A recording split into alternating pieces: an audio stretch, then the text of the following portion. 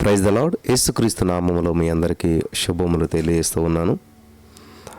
1 యోహాను 4:8 దేవుడు ప్రేమ స్వరూపి, ప్రేమ లేనివాడు దేవుని ఎరుగడు. 1 యోహాను 4:16 మనెడల దేవునికి ఉన్న ప్రేమను మనం ఎరిగిన వారమై దాన్ని నమ్ముకొని ఉన్నాము. దేవుడు ప్రేమాస్వరూపి అయి ఉన్నాడు.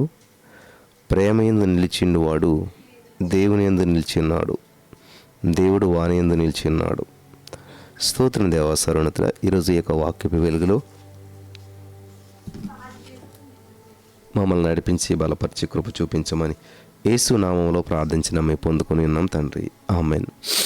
మానవ మేధస్సుకు అందినటువంటి ప్రేమ ఏంటది?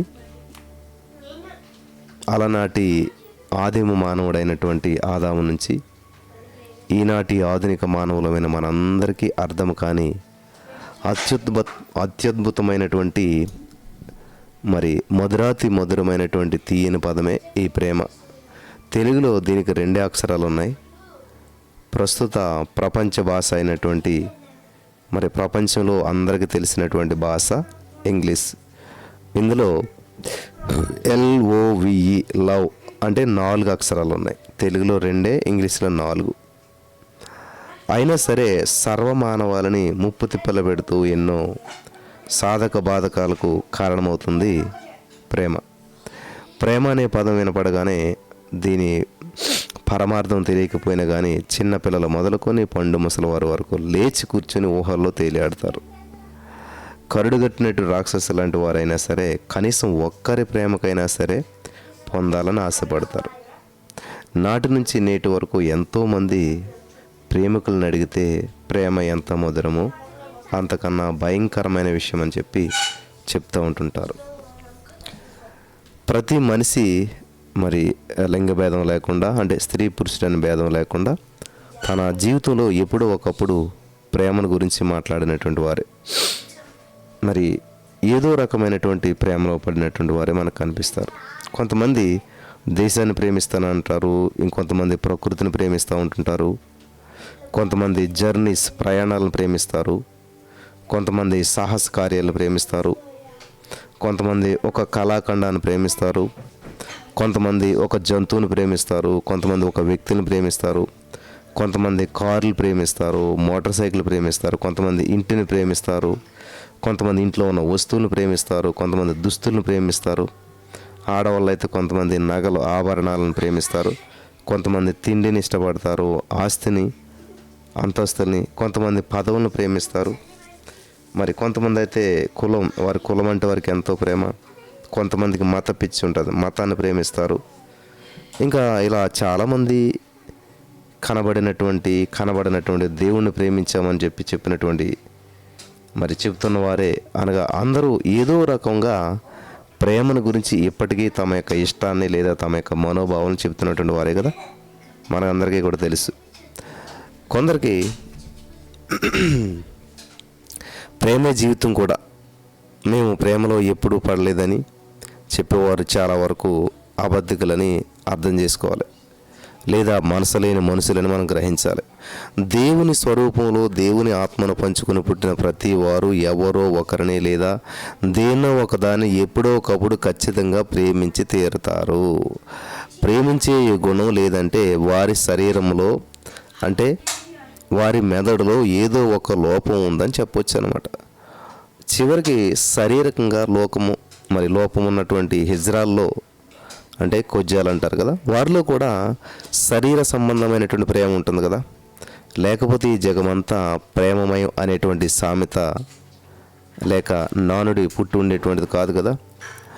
మానవ జ్ఞాన ప్రకారంగాను చరిత్ర ప్రకారంగాను ఈ ప్రేమ మనిషికి ఎన్నో గాయాలు చేసింది, మరెన్నో గాయాలు రేపింది, చాలా గాయాలు మానిపింది.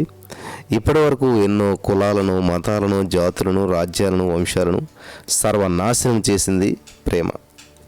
ఇక ముందు కూడా చేస్తుంది. కుల, మత, జాతి, వర్గ, భాష, ప్రాంత, పురుష ప్రతిష్ట, వంశ గౌరవం ముసుగులో ఎంతోమందిని చంపింది, చనిపోయేటట్లు చేసింది ప్రేమ కదా. మీరు చూస్తూ ఉన్నారు. కానీ ప్రేమ మాత్రం ఎప్పుడూ చావలేదు. ఇది మీరు గమనించవలసిన విషయం. ఎంతమంది చచ్చినా, ఎంతమంది ఏ తగాదాలు పెట్టుకుని ఏం చేసినా కానీ ప్రేమ కోసం చచ్చిన వాళ్ళు ఉన్నారు. కానీ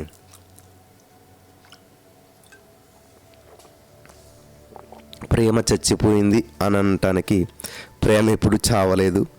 అది ప్రేమను ఎవరు చంపలేదు, చంపబడలేదు కూడా ప్రేమ ఎప్పుడు. అది మనకున్న అనుభవం. ప్రేమ చచ్చిపోయిందని మనసులో అంటాం కానీ పైకి నిజంగా ఆ అనుభవం ఎప్పుడూ ఉండదు. ఎందుకంటే ఈ ప్రేమ స్వరూప స్వభావాలు, దాని స్థితిగతులు, మూలాలు మనకు ఎంతవరకు ఈ మనుషుని ద్వారా కూడా పూర్తిగా అందించిన దాఖలాలు లేవు. అందించినా దానిని అందుకోలేనటువంటి అగాధమైన స్థితిలోకి జారిపోయాడు. అలాగనే పైన చెప్పినటువంటి మరి వాటికి అతీతంగా ఈ ప్రేమ మరెంతో మందిని బ్రతికించింది, బ్రతికిస్తుంది కూడా. ఈ ప్రేమను ఆధారం చేసుకొని ఇంతవరకు మనుషులు రాసిన కథలు, కవితలు, నవలలు, తీసిన సినిమాలన్నీ సూపర్ డూపర్ హిట్ అయ్యాయి. ఇక ముందు కూడా అవుతూనే ఉంటాయనుకోండి. ఇది మనుషుల బలహీనతని చెప్పక తప్పదు. ఎందుకంటే మనిషికి అందని దానికోసం పరిగెత్తడం మానవ నైజం కదా. అసలు ప్రేమ అంటే ఏంటి? ఈ ప్రేమ కేవలం మనుషుల్లోనే పుట్టి మరి మనుషుల కోసమే ఉండి కూడా మనిషికి అర్థం కాకపోవడానికి కారణం ఏంటి అని ప్రేమపై ఎంతోమంది పరిశోధనలు చేసినా కానీ ఎవరికీ అంతు చిక్కడం లేదు కదా. అయినా ఇప్పటికీ ఎంతోమంది ఈ ప్రేమ ప్రవాహంలో కొట్టుకొని పోతూనే ఉన్నారు. మరెంతోమంది ప్రేమ రహస్యంతో జీవోత్సవాల్లాగా చస్తూ బ్రతుకుతూ ఉన్నారు, బ్రతికి చస్తున్నారు. ఈ రోజున ఈ యొక్క వర్తమానాన్ని ఆసక్తితో వింటున్నటువంటి మిమ్మల్ని అందరినీ ఓ ప్రశ్న అడగాలని ఆశపడుతున్నాను. దయచేసి యథార్థమైన హృదయంతో మీ గుండెలపైన వేసుకొని సమాధానం చెప్తారు కదూ. ప్రేమించి పెళ్లి చేసుకున్న వారైనా, పెళ్లి చేసుకుని ప్రేమించుకున్న వారైనా, ఇప్పటి వరకు భార్యాభర్తలు కనీసం ఒక్కసారైనా పోట్లాడుకోని వారెవరైనా ఉన్నారా? ప్రస్తుతం నా వద్ద ఉన్నటువంటి ఆధారాలతో ఆలోచన చేస్తే ప్రేమించి పెళ్లి చేసుకున్న వారిలోనే కొట్లాటలు ఎక్కువగా జరుగుతున్నాయి. ఎందుకంటే మనం ఏదో అనుకొని ముందుగా ఊహించినటువంటి ప్రేమ నిజ జీవితంలో కనబడటం లేదు. దీనికి అంతటికీ కారణం మనిషి ఈ ప్రేమ యొక్క పుట్టుపూర్వోత్తరాలను పూర్తిగా ఎరగకపోవటమేనని చెప్పాలి. హల్లెలూయా. ఇప్పటి వరకు మనిషి తన అనుభవ జ్ఞానంతోనే ఆలోచిస్తున్నాడే కానీ మరి తనను కని పెంచి పోషిస్తున్న దేవుని జ్ఞానంతో ఆలోచించడం లేదు అని ఖచ్చితంగా చెప్పవచ్చు. ఎందుకంటే ఇప్పటికీ ప్రియులరా చాలామంది ప్రేమికులు పెళ్లి చేసిన అనుభవంతోనూ మనం చూస్తూ ఉన్నాం. పెళ్లి చేసుకున్న వారి యొక్క అనుభవాలు ఎలాగుంటాయో, స్వయంగా ప్రేమించి పెళ్లి చేసుకున్నటువంటి మరి అనుభవం ఉన్నటువంటి వారు ఎంతోమంది ప్రేమికులను ప్రశ్నించి వారి నుంచి రాబట్టిన సమాధానాలతో బైబిల్లో ప్రేమపై ఇంకా చాలా సంగతులు ఉన్నా, ముఖ్యంగా ఇప్పటి వరకు మనం దేవుడు మనకి బైబిల్ ద్వారా అందించిన జ్ఞానాన్ని బట్టి ఈ యొక్క విషయాలు మనం ముందుకు చూసుకుందాం. ప్రేమ అంటే ఏంటని చాలామందిని అడిగితే ప్రేమ అంటే ప్రేమనండి అని కొంతమంది, ప్రేమ అంటే ఇష్టమండి అని కొంతమంది చెప్తున్నారు కదా. అయితే ప్రేమ అంటే బాగా తెలుసు అనుకుంటున్న మరికొందరు చెప్పినటువంటి సమాధానాలు వింటే మీరు ఆశ్చర్యపోతారు. ఒక కవి ప్రేమ అంటే ఏంటంటే, ఒక కవి చెప్పిన సమాధానం ఎలాగుందంటే, ప్రేమ ఓ పరిమళం, ప్రేమ ఓ పరవశం, ఓ తదాన్మయం, ఓ అనుసంధానం, ఓ అనుబంధ సారము, ఓ సౌందర్యం, అమృతము, అజరామము, అలౌకికము, అపురూపము, అద్భుతము, అనంతము, ఆశల సాధము, అనన్య సామాన్యము, అతి పవిత్రము, అగమ్య గోచరము, అదొక వింత అనుభూతి. ఇలా ఇంకా ఎన్నో అర్థం కాని పదాలతో వర్ణించాడు ఒక కవి ప్రేమ అంటే ఏంటి అని అడిగితే. సామాన్యంగా ప్రేమించుకునే ప్రేమికులను అడిగితే ప్రేమలో ఎన్నో రకాలు ఉన్నాయి, ఏ ప్రేమను గురించి చెప్పమంటారండి అని ఎందరో ప్రశ్నించారు. మరియు ప్రేమను అనుభవించాలే కానీ మాటల్లో చెప్పలేమండి. కుటుంబ సభ్యుల మధ్య ఉండే ప్రేమ వేరు, ప్రేమికుల మధ్య అది వయసును బట్టి, సమయాన్ని బట్టి, సందర్భాన్ని బట్టి, ఆస్తి అంతస్తుని బట్టి ఉంటుంది కదా అని చెప్పారు. ప్రేమను రుచి చూసి ఆస్వాదించాలే కానీ బయటకు చెప్పకూడదండి అని కూడా కొంతమంది చెప్పారు. మూడోది, సామాన్య మానవులు ఏమన్నారంటే, బ్రదర్ ఈ ప్రేమదోమ అనేవి మాకు అస్సలు పడవండి. ఎందుకంటే ప్రేమలో మోసపోయి పిచ్చివారు అయిపోయి చనిపోయిన వారిని చాలామంది చూసాం. ఈ రోజుల్లో మనుషుల్లో ఉన్నటువంటి ప్రేమలో స్వచ్ఛత లేదు, అంత మోసం, దగ, స్వార్థం ఎక్కువగా ఉన్నాయండి అని అన్నవారే ఎక్కువ. ప్రేమంటే పిచ్చని, అదో మానసిక రుగ్మతని నానా రకాలుగా చెప్పారు. కానీ స్వచ్ఛమైన ప్రేమ అంటే ఎలా ఉంటుందో మాత్రం సరిగా చెప్పలేకపోయారు. చాలామందికి అర్థమవుతుంది అనుకుంటే నేను చెప్పేటువంటిది. ఇక నాలుగో విషయం, ఓ భగ్న ప్రేమికుడు లేకపోతే ఒక ప్రేమికురాలని అడిగితే వాళ్ళు చెప్పిన సమాధానం ఎలా ఉందంటే, ఈ ప్రేమ చాలా తీయని విషయము మరియు తేనె పూసిన కత్తి లాంటిది బ్రదర్. ఇదొక మత్తు మైకం, దీనిని అస్సలు నమ్మకూడదు, దగ్గరకు రానేయకూడదు, చాలా ప్రమాదకరమైనటువంటి ప్రేరుడు పదార్థం సుమా అని చాలా ఆవేదన మరియు ఆవేశంతో చెప్పారు. ప్రేమను గురించి అడిగి మరోసారి నా గాయాన్ని రేపకండి, ఆ పదాన్ని వినగానే చచ్చిపోవాలనిపిస్తుంది అని అనడం చాలా బాధ అనిపిస్తుంది. గాఢమైన అదే భగ్నమైన ప్రేమికుడు ఎట్లా చెప్తారనమాట. నెక్స్ట్ ఐదవ విషయం, ఇంకొక పెళ్లి దాకా వచ్చినటువంటి ప్రేమికుల సమాధానం చూద్దాం, వాళ్ళు ఏమంటారు. ఇంకా పెళ్లి దాకా వచ్చింది, పెళ్లి చేసుకోబోతున్నారు, వాళ్ళ సమాధానం ఎలా ఉంటుందంటే,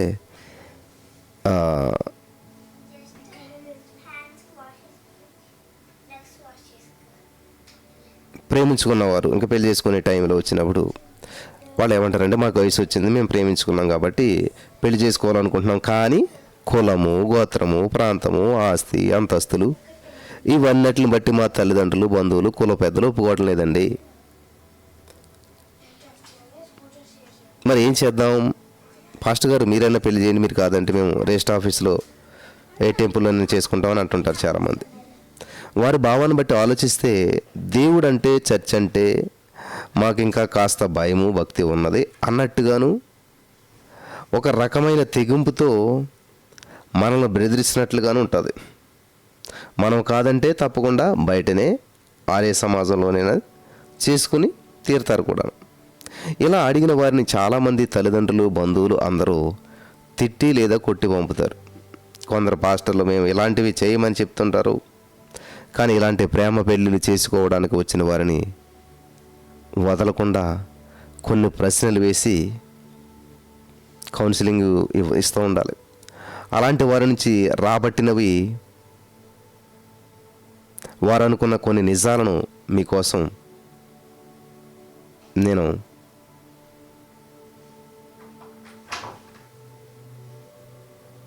తీసుకొస్తూ ఉన్నాను. ఇలాంటి పరిస్థితి మీకు కూడా ఎదురైతే మీరు కూడా ఇలాంటి ప్రశ్నించి చూడండి, ఎలాంటి సమాధానం వస్తుందో.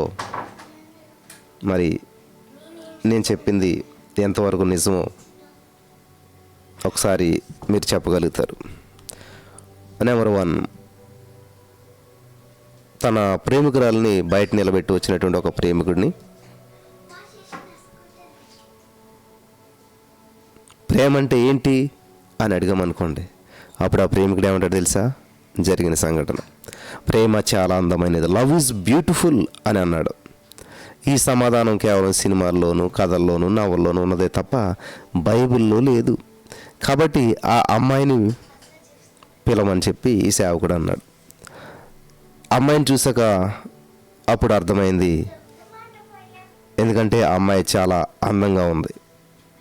అలాగే ఆ అమ్మాయిని అడిగితే ప్రేమ అంటే ఏమిటమ్మా అంటే ఆ అమ్మాయి కూడా అదే సమాధానం చెప్పింది. ఆ అబ్బాయి కూడా అందంగానే ఉన్నాడు కాబట్టి. అప్పుడు ఈ సేవకుడు వారితో, ఒకవేళ ఇంతకంటే అందమైన వారు మీకు దొరికినప్పుడు మీ ప్రేమ వారి వైపు మళ్ళితే మరి ఈ అందమైన ప్రేమ గత ఏమైపోతుంది అని అడిగితే నోరెళ్ళబెట్టారంట. సరే, మీరిద్దరు ఒకరొకరు అందంగా ఉన్నారు కాబట్టి ప్రేమ చాలా అందమైంది అంటున్నారు. మీకంటే అందమైన వారు మళ్ళా మీ ఎదురు పడితే మరి ఈ అందమైన ప్రేమ సంగతి ఏంటి అని అన్నారంట. ఇంకా వాళ్ళు ఏం మాట్లాడలేకపోయారు.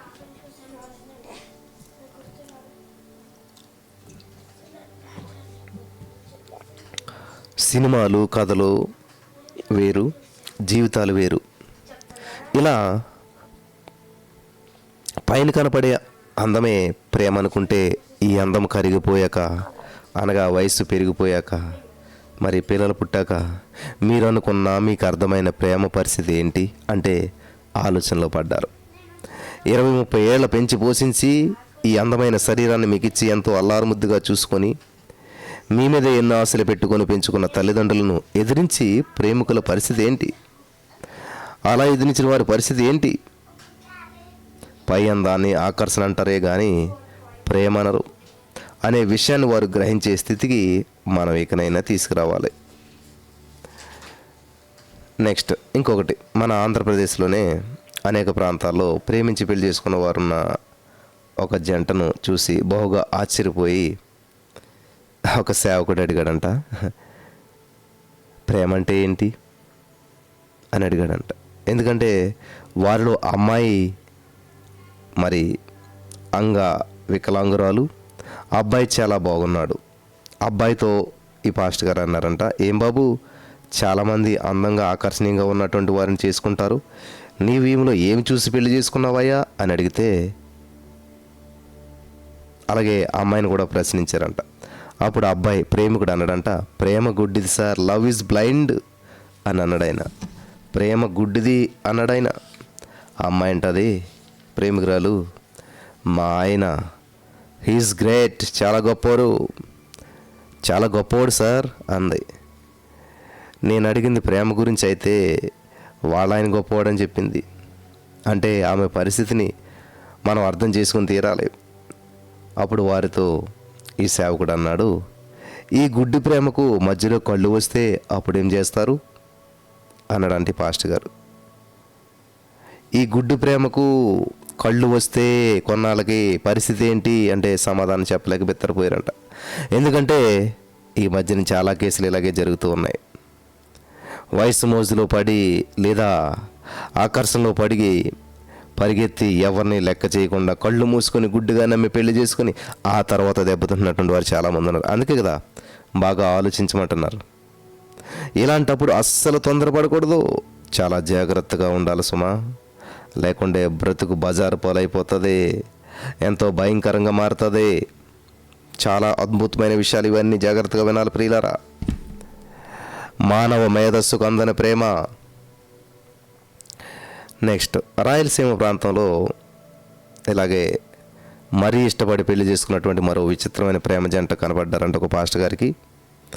ఎలాగంటే అతని భార్య చాలా చిన్న వయసులో మరింత అందంగానే ఉంది, కానీ ఆమె భర్త చాలా వయసు ఉన్నటువంటి వాడుగా, ఆమె కన్నా అందవిహీనంగా కనిపిస్తున్నాడు. వయసులో చాలా పెద్దోడు, పోనీ అందంగా ఉన్నాడంటే అది లేదు. వాళ్ళని పాస్టర్ గారు అడిగాడంట. వాళ్ళని అడిగితే బాగుండదని చెప్పి జాగ్రత్తగాను వాళ్ళతో ఉండే వ్యక్తిని అడిగాడంట, ఏం చూసి ఈవిడ అతను పెళ్లి చేసుకుంది, ప్రేమించింది, పైగాను ఇష్టపడింది, ఎందుకని ఆమె అంత అందంగా ఉండి, అంత వయసులో ఉండి, అంత పెద్ద ఆయన్ని, అంత అందం లేనటువంటి ఆయన్ని ఏమి చూసి పెళ్లి చేసుకుంది, ఎందుకు పెళ్లి చేసుకుంది అని పక్క ఆయన అడిగాడంటే పాస్టర్ గారు. ఆ పక్క ఆయన చెప్పిన సమాధానం విన్నటువంటి పాస్టర్ గారికి మర్చిపోయిందంట. మీకు కూడా ఆశ్చర్యం వేస్తుంది, వినండి. ప్రేమ బ్రతుకు నేర్పించింది ఏంటంటే, ప్రేమ బ్రతక నేర్పించింది అంటే ప్రేమ బ్రతకటం నేర్పించింది, లేక చాలా తెలివైంది సార్. ప్రేమ అంటే ఏంటమ్మంటే, ప్రేమ బ్రతకటం నేర్పించింది సార్, ప్రేమ చాలా తెలివైంది సార్ అని అన్నాడంట. అమక్తి ఎందుకయ్యా అంటే అతను చాలా చెప్తున్నాడు. ఇప్పుడు ఆమె అతను ఎందుకు పెళ్లి చేసుకుంది తెలుసా, అంత పెద్ద వయసు, అంత అందవిహీనంగా ఉన్నా కానీ ఎందుకు చేసుకుందంటే, అతడు చాలా డబ్బు ఉన్నవాడు సార్, ఆస్తి అంతస్తు పలుకుబడి అన్నీ ఉన్నాయి, ఎన్ని చీరలైనా నగలైనా కొంటాడు, ఎక్కడికైనా కార్లలో తిప్పగలుగుతాడు, కాబట్టి బాగా సుఖపడవచ్చు, హాయిగా బతకొచ్చు కదా సార్. అందుకే ఆయన భార్య చనిపోయాక ఈమెనే వెళ్ళి చాలా ఇష్టపడి ఏరుకోరు అతను పెళ్లి చేసుకున్న సార్ అని చెప్పాడు. వింటున్నారా? అది విషయం. నెక్స్ట్ ఇంకోటి, ఇవన్నీ మామూలు వ్యక్తులు చెప్పిన విషయాలు. ఇందులో క్రైస్తవులు ఉన్నారు, అన్యులు ఉన్నారు. అయితే అన్నీ తెలిసి, అందరికీ తెలిసి దేవుని బోధ చేసే లేదా చేయాల్సిన ఒక పాస్టర్ గారే ప్రేమించి పెళ్లి చేసుకున్నాడు. పాస్టర్ అయిన తర్వాత గమనించాలి, పాస్టర్ అయినంత మాత్రాన ప్రేమించకూడదు అనేటువంటి రూల్ ఏమీ లేదు కదా. అందుకే అతను కూడా ఇంకో పాస్టర్ గారు వెళ్ళి, నువ్వు ప్రేమించి చేసుకున్నటువంటి వివాహ జీవితం ఎలా ఉందయ్యా అని ఇంకో పాస్టర్ గారు అడిగితే, పాస్టర్ గారు కాబట్టి బైబిల్ రిఫరెన్స్తోనే సమాధానం చెప్తున్నాడు. చూడండి ఆయన ఏమంటున్నాడు, ఎలా ఉందో. నిజంగా ఇదొక ప్రాక్టికల్ జోక్ అన్నమాట. పాస్టర్ గారు ఏమంటున్నాడంటే, పెళ్ళైన మొదటి నెలలోనే కలిసినప్పుడు ఎలా ఉంది బ్రదర్ నీ ప్రేమ పెళ్ళి జీవితం అని, ఆ పెళ్లి జీవితం అని అడిగాడంట. పాస్టర్ గారు, అన్న అంతా పరమగీతంలో అని బైబిల్ భాషలో చెప్పాడు. ఓ, బైబిల్ బాగా చదివే వారికి ఈ పాటికి అర్థమై ఉంటుంది అనుకుంటాను. ఎందుకంటే ఈ పరమగీతాల్లో అంతా ప్రేమికుల పాటలు, పొగడ్తలు, ఒకరి కోసం మరొకరు అన్నట్లుగా సంతోష సాగరంలో మునిగి తేలుతున్నట్లుంటుంది. ఈ లోకాన్ని మర్చిపోయి ఎవరిని పట్టించుకునేటువంటి పరిస్థితి అన్నమాట. అంతా తేనె చంద్రులు అనే హనీమూన్. సమయం సంతోషంలో గడిచిపోతుంది. వీరిని చూసేవారికి కన్ను కుట్టి ఈర్ష్యపడేటట్లుగా ప్రవర్తిస్తారు. కొందరి కొత్త పెళ్లి కొడుకుల తల్లుల పరిస్థితి అగమ్యమైన, నా కోడలు ఏదో మందు పెట్టి నా కొడుకును కొంగును కట్టేసుకుందరా దేవుడా అంటారు. నెక్స్ట్ 3 నెలల తర్వాత మళ్ళీ పాస్టర్ గారు కలిసి మళ్ళీ అడిగారంట, బ్రదర్ ఎలా ఉంది మీ యొక్క వివాహ జీవితం అని ఈ పెద్ద పాస్టర్ గారు కొత్తగా పెళ్ళైన పాస్టర్ గారిని అడిగితే, అప్పుడు అంటున్నాడంట ఆ పాస్టర్ గారు, అన్నా ఇప్పుడిప్పుడే కొంచెం కొంచెం విలాప వాక్యాలు మొదలయ్యాయి అని మళ్ళీ బైబిల్ భాషలోనే మెల్లగా గుసగుసలాడాడు. విలాప వాక్యాల గురించి క్రైస్తవులకు బాగానే తెలుసు కదా. అంటే 4 నెలలకి బాధలు, కొంచెం రుసరుసలు, సనుగులు, ఏడుపులు మొదలయ్యాయన్నమాట. అందరి ఇళ్లలో విందులు వినోదాలు అయిపోయాక సంసార సాగరాన్ని ఈదేటప్పుడు విలాపం మొదలైంది. ఇప్పటికే మనకు అర్థమైందే ఉంటుంది. ఏమర్థమైందంటే ఈ భక్తుడికి ప్రేమ అంటే ఏమిటో, పెళ్ళంటే ఏమిటో తెలియని అమాయకుడు అన్నమాట. సరే అయిపోయింది, వెళ్ళిపోయారు. మళ్ళా దగ్గరగా 7 నెలలు అయిపోయిందంట. 7 నెలల తర్వాత కలిస్తే పెద్ద పాస్టర్ గారు అడుగుతున్నాడంట కొత్తగా పెళ్ళైన పాస్టర్ గారిని, బ్రదర్ ఎలా ఉంది మీ ప్రేమ పెళ్ళి జీవితం అని అడిగితే ఈ పాస్టర్ గారు చెప్తున్నాడంట, అన్నా ఈ సూర్యుని కింద జరుగుతున్న సమస్తము వ్యర్థము వ్యర్థము, ప్రసంగి అని మరోసారి కూడా బైబిల్ వాక్యాలతోటే గట్టిగానే బాధతోనే జవాబు చెప్పాడు. అన్నా ఈ భూమి కిందంతా వ్యర్థమే. వింటున్నారా ప్రియులారా? ఈ మాటలు బైబిల్లో ఎవరు చెప్పారో మీకు ఈ పాటికి గ్రహించుంటారు. ఎంతోమందిని ప్రేమించి మరెంతోమంది చేత ప్రేమించబడి సుమారు 200 మందిని ఉపపత్నులను చేసుకున్న మహాజ్ఞాని ఇజ్రాయేలులను 40 ఏళ్ళు పరిపాలించిన మహాజ్ఞాని సొలొమోను మహారాజు క్రీస్తు పూర్వం 1000 సంవత్సరాలు వ్రాసిన ప్రసంగి గ్రంథంలోనివి. సంసారంలోని బాధలు, భార్యలు పోరు భరించలేక చివరికి సన్యాసిగా మారినప్పుడు సమస్తము వ్యర్థము అని తన గ్రంథాన్ని ప్రారంభించాడు. అంటే ప్రేమను కేవలం శరీర సంబంధంగానే ఆలోచించాడేమో అని మనం అర్థం చేసుకోవాలి. ఇప్పటికే అతనే కాదు, అందరూ ఆనాటి శరీర సంబంధమైనటువంటి పాత నిబంధన ప్రకారంగా ఆలోచిస్తున్నారు కానీ ఆత్మ సంబంధమైన క్రొత్త నిబంధన ప్రకారం దేవుని జ్ఞానాన్ని అర్థం చేసుకోలేదు. ఇప్పుడు చెప్పండి, దేవుని వాక్యంలో తరిపీదు పొంది దానిని అనేకులకు బోధించే పాస్టర్ గారికి ప్రేమ అంటే అర్థం కాకపోతే ఇక మామూలు సంఘంలో విశ్వాసుల పరిస్థితి ఏంటో ఊహించండి. హల్లెలూయా, దేవునికి స్తోత్రం కలుగును గాక.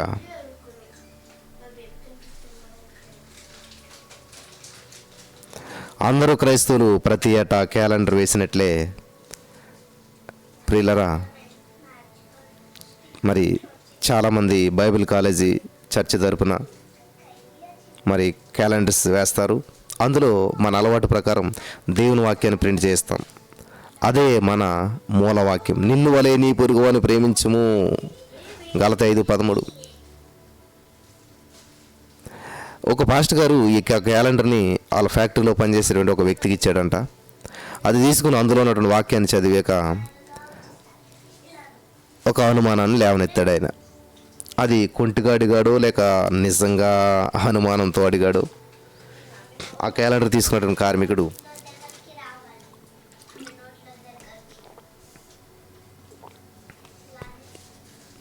మరి ఆ ప్రశ్న అడిగాడు. అది అతనికి దేవునికి తెలుసు. అయితే ఏమిటా ప్రశ్న? ఈనాడు ప్రతి మనిషిని ఆలోచింపజేసి అద్భుతమైన ప్రేమ యొక్క అసలు అర్థాన్ని అందించగలిగేటువంటిదే ఆ ప్రశ్న. అతని ప్రశ్న లేకపోతే అనుమానం ఏమిటంటే, నిజముగా దేవుడే ఈ మాటను రాయించాడా అని అడిగాడంటండి. వింటున్నారా?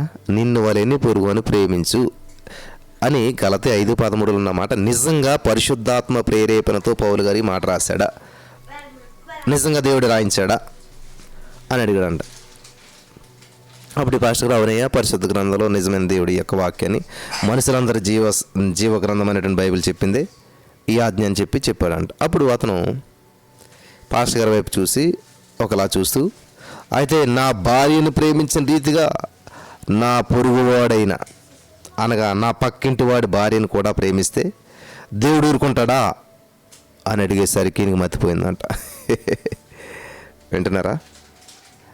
నిన్ను వలెనే పొరుగువాని ప్రేమించమని బైబిల్లో ఉంది కదండి, ఇది దేవుడే రాయించాడా అంటే, అవునే దేవుడే రాయించాడు బైబిల్ గ్రంథంలో, మరి ఇంకెవరు రాయించారు, దేవుడే రాయించాడు అని చెప్పి పాస్టర్ గారు చెప్తే, సరే ఈ మాట నేను ఫాలో అయ్యి నా భార్యను ఎంతగా ప్రేమిస్తున్నాను అంతగా నా పక్కింటోడి భార్యను నేను ప్రేమించానంటే మరి అది ఊరుకుంటాడా అని అడిగాడంట. పాస్టర్ గారికి ఇంకెలా ఉంటుంది? ఇప్పుడు మర్చిపోయిందంట పాస్టర్ గారికి. ఇతను బయటపడ్డాడు, కానీ అందరూ చాలా వరకు ఇది ఆలోచనతో ఉంటారని ఆలోచిస్తే చాలా భయం వేస్తుంది. ఎందుకంటే ఈ సమాజంలో 90% ప్రేమను శరీర కోరికలతోనే అనగా కాలం దృష్టితోనే చూస్తున్నారు, కానీ దేవుని ఆలోచనతో చూడటం లేదు. నేటి ఆధునిక సమాజంలో ఏ ఇద్దరు వయసులో ఉన్నవారు కానీ నడి వయసులో ఉన్నటువంటి ఆడామగవారు కానీ కలుసుకుని మామూలుగానైనా సరే లేదా నవ్వుతూ మాట్లాడినా వారిద్దరి మధ్యన ఏదో కథ కమామీను నడుస్తుందని చెప్పి అనే పుకార్లు వేస్తుంది. ఇంతెందుకు, వయసులో ఉన్నటువంటి అన్న చెల్లెలు కలిసి మోటార్ సైకిల్ మీద వెళ్తున్నా అనుమానించి చూసేటువంటి భయంకరమైన రోజులు ఇవి. పెళ్ళైనాక కూడా ఓ భార్యకు పరాయి పురుషుని ఎవరి నుండి అయినా కానీ, ఓ భర్తకు మరో ఆడవారి నుంచి కానీ ఫోన్ కానీ సెల్ ఫోన్ మెసేజ్ కానీ పొరపాటున వచ్చిందంటే ఇక వారి బ్రతుకులు బజారు పాలైపోతాయి. అనుమానం పెనుమూతం అయిపోయి కాపురాన్ని కాటేస్తుంటుంది. ఇప్పటికే ఇలాంటి ఆలోచనతో ఎంతోమంది నరకానికి వెళ్ళిపోయారు. కనీసం మన తరువాత రాబోయే తరమైన నాశనం కాకుండా ఉండాలంటే దేవుడు ప్రేమించమన్న విధానం అర్జెంటుగా చిన్న పిల్లల నుండి పండు ముసలివారి వరకు ఈ ప్రేమను గురించి తెలియచేయాలి. ప్రియులారా, జాగ్రత్తగా వినాలి. మరి కొన్ని రోజుల యొక్క వాక్యాలను శ్రద్ధగా వినాలి, చాలా విషయాలు తెలుసుకుంటారు. ఇంకొక మరి 5-10 మినిట్స్లో యొక్క మరి ప్రేమ ఎన్ని రకాలు ఏంటి, అసలైన ప్రేమ ఏంటి, దేవుని ప్రేమ ఏంటి విషయాలు నేను ఇప్పుడు చెప్తాను. ఇంతవరకు మనుషుల యొక్క అనుభవాల్లో మనం వెళ్దాం. ఇప్పుడు అసలు బైబిల్ గ్రంథంలోంచి కొన్ని విషయాలు మనం తెలుసుకుంటూ ముందుకెళ్దాం. మన తెలుగు బైబిల్ను ఆదిమ హెబ్రూ గ్రీకు భాష నుంచి తర్జుమా చేశారని వ్రాయబడింది. ఈ ప్రేమను గురించి గ్రీకులో ఉన్నటువంటి 4 రకాలైన పదాలను వాడారని బైబిల్ పండితుల వలన మనకు తెలుస్తూ ఉంది. 4 రకాల పదాలు వాడారనమాట. ఏంటంటే అవి నెంబర్ 1 అగాపే ప్రేమ, నెంబర్ 2 ఫిలియా ప్రేమ, నెంబర్ 3 స్టోర్జీ ప్రేమ, నెంబర్ 4 ఇరాస్. వింటున్నారా? ఈ 4 వాటి గురించి మనం కొంచెం క్షుణ్ణంగా తెలుసుకుందాం. ఫస్ట్ అగాపే ప్రేమ. ఈ యొక్క అగాపే అనే పదాన్ని దైవ సంబంధమైనటువంటి లేదా ఆత్మ సంబంధమైన ప్రేమకు గుర్తుగా వాడటం జరిగిందని చెప్తున్నారు. ప్రతి మనిషి దీని పవిత్రతను గ్రహించి తన జీవితంలో అన్నిటినీ అధిగమించాల్సిన ప్రేమ ఇది.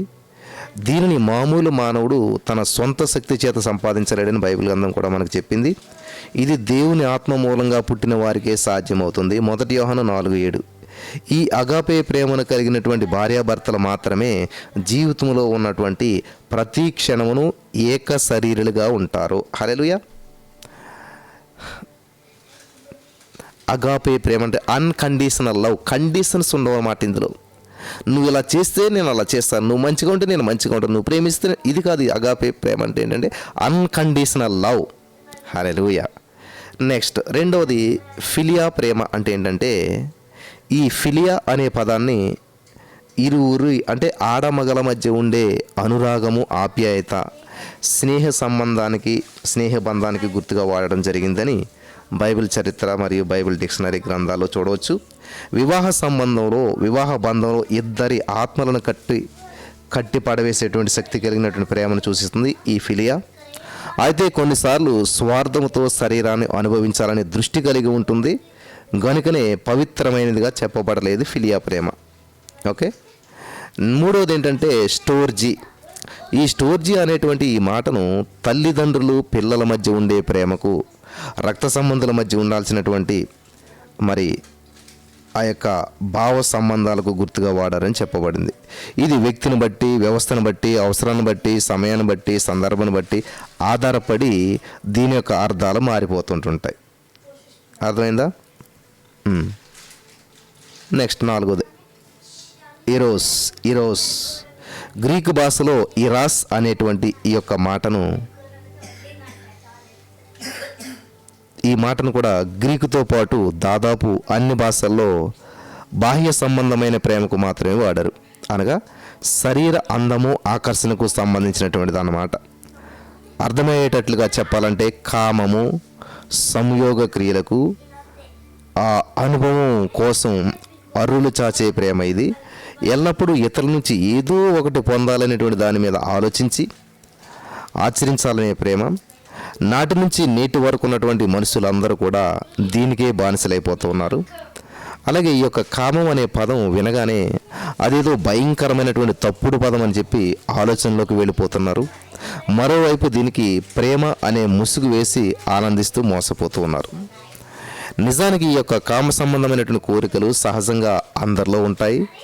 కొందరిలో అనగా మగవారిలో కొద్దిగా ఎక్కువగా తక్కువగా ఉండొచ్చు. ఈ కోరిక లేకపోతే అది శరీరమే కాదు. దేవుడు మనకు శరీరాన్ని ఇచ్చినప్పుడే సహజంగా ఈ కోరిక లేదా వాంఛను పెట్టాడు. ఈ కోరిక లేకపోతే సృష్టికి అర్థమే లేదు. అయితే ఇది ఒక ప్రేలుడు పదార్థం లాంటిది. దీనిని వాడే విధానంలో వాడితేనే ఆశీర్వాదాన్ని పొంది ఆజ్ఞను నెరవేర్చిన వారమవుతాం. దేవుడు వారిని ఆశీర్వదించినట్లనగా మీరు ఫలించి అభివృద్ధి పొంది విస్తరించి భూమిని నిండించి దాన్ని లోపరుచుకుని ఆదికాండం 1:8. అది ఆది దంపతులు ఆజ్ఞను అతిక్రమించాక కూడా వారికి ఇదే ఆజ్ఞ, ఆశీర్వాదాన్ని ఇచ్చాడు ఆదికాండం 9:7. అయితే మొదటి హవ్వ తప్పు చేసి పాపంలో పడిపోయింది కనుక ఆడవారిలో ఈ వాంఛను ప్రత్యేకంగా హెచ్చించాడు దేవుడు.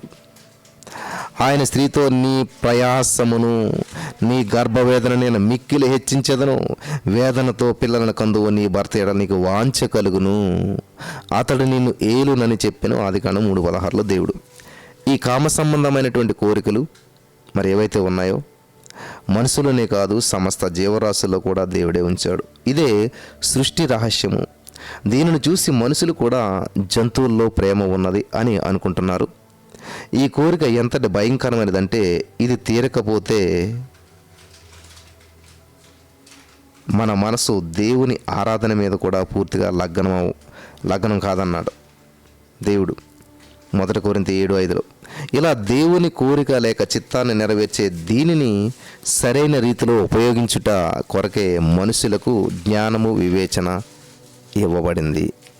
హల్లెలూయా. దేవునికి స్తోత్రం కలుగును గాక.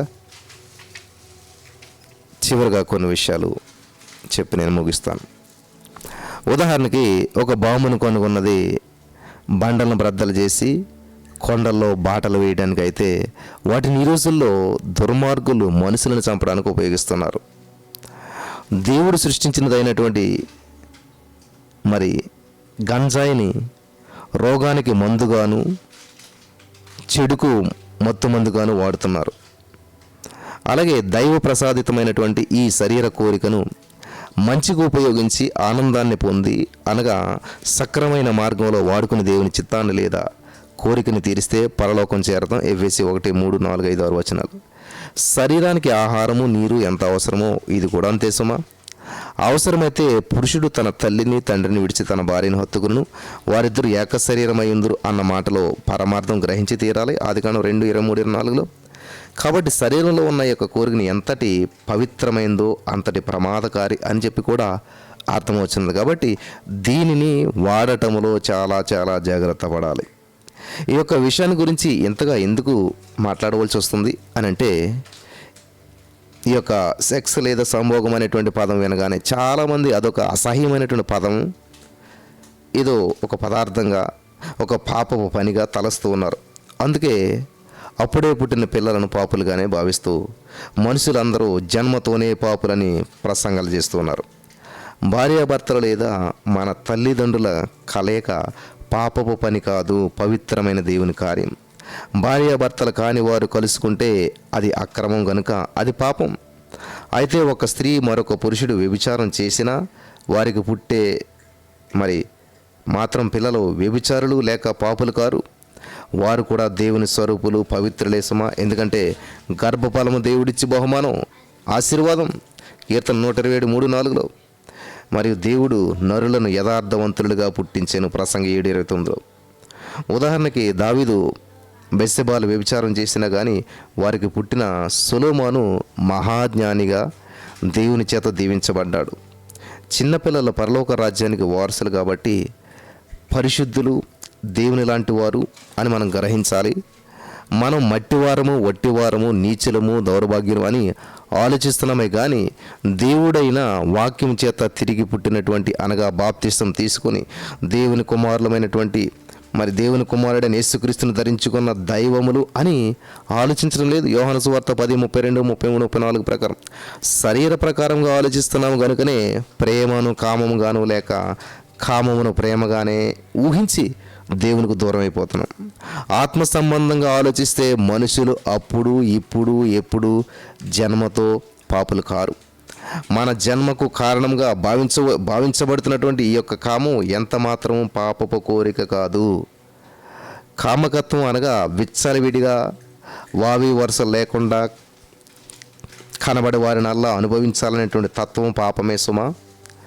దీనిని మరిపించి అగాపే ప్రేమలో మనలను మైమరిపించడానికే కల్వరి శిలువ ద్వారా ప్రపంచంలో ఉన్నటువంటి ప్రతి వారికి ప్రేమ యొక్క గుణగణాలను, విశిష్టతను, శ్రేష్టత్వాన్ని తెలియజేయడానికి యేసుక్రీస్తు ప్రభువారు పరలోకంలో పుట్టి భూలోకాన్ని కలుగజేసి ఆ దివి నుండి భూమికి దిగి వచ్చాడు. యోహాను సువార్త 6:38లో మనం చూస్తూ ఉన్నాం.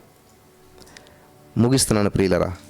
సమస్త కోరికలకు కారణభూతమైనటువంటి, అనగా అనురాగాలకు, ఆప్యాయతలకు, అనుబంధాలకు, అల్లర్లకు అన్నిటికీ మూల కారణమైనటువంటి ఈ ప్రేమను గురించి పూర్తిగా తెలియజేయడానికి ప్రేమామయుడిగా, మనలాంటి మనిషిగా, దేవుని కుమారుడిగా ఈ భూమిపైకి దిగి వచ్చాడు లేక అవతరించాడు యేసుప్రభువారు.